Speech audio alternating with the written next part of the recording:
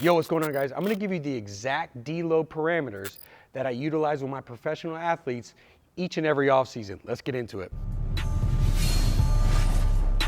Yo, what's going on, guys? It's Chris Barner with Overtime Athletes, and for today's video, I want to touch on what I'm actually doing in parameter-wise when it comes to the actual deload. Now, if you're unfamiliar with a deload, right, basically what a deload is that period of time in your training where you're actually pulling back the reins on yourself as an athlete or as a coach on your athletes. And it's paramount to an athlete's success because we can't be gas pedal to the floor all off season, right? Things tend to break and then you start getting diminishing returns. So what we want to do is when the nervous system is extremely taxed, we want to basically be able to recover, okay?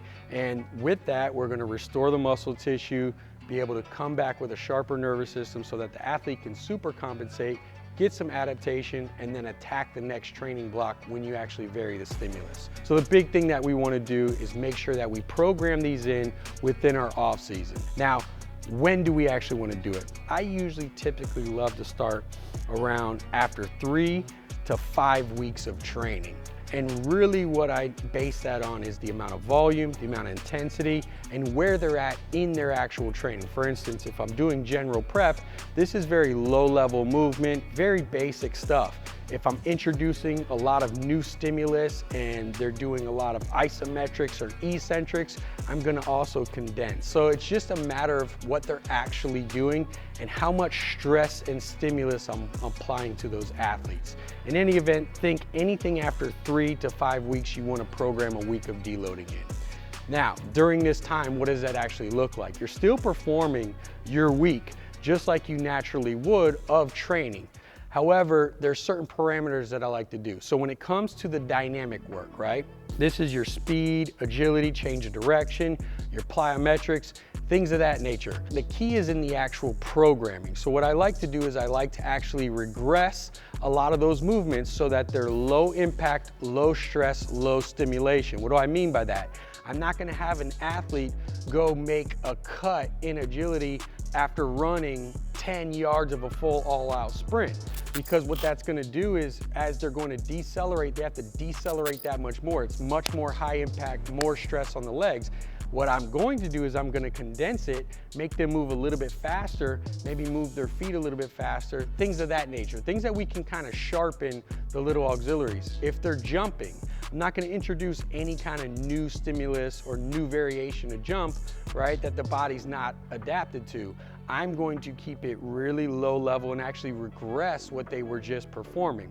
If we're doing sprints, I'm going to actually ask them to take it back a little bit, and I might perform things such as skips, things that are low impact in nature and very easy, and just focus on working those patterns, okay? You can still go high velocity, but really reduce the amount of stress that the body is taking when performing those. Now, moving forward, we get into our strength lift, right? And our actual compound. What are the parameters that we utilize around our pushing, our pulling, our squatting, our bending? So I typically, as a rule of thumb, like to cut the intensity in half. So let's say your 1 rep max, you have your 1 rep max at 300. I like to work about 50 to 70% of that actual lift as far as intensity goes. So I might still perform the same amount of volume, something like a 5 sets of 5, but I'm gonna cut that intensity in half or that load in half so that, again, the nervous system isn't getting taxed and actually we can recover from the amount of stimulation that it has. After your compound, right, then what we want to do is get into our auxiliaries. And this is where we can do some more single joint, isolated movements, right? I don't want to introduce anything new. In fact, what you want to do is keep the same stuff that you were doing, but you want to reduce it to about 70% on your auxiliary. So whatever that looks like, you just want to be able to reduce it, still go through the motions, but make sure that you're reducing overall intensity and load. There are certain things that I like to incorporate when it comes to resistance, things such as I use a lot of sled, right? So when utilizing the sled, there's no eccentric motion, so you're not really breaking down that muscle tissue. Outside of the actual training session, we spend a lot more time on the foam rolling, dynamic mobility, they might stretch a little bit more.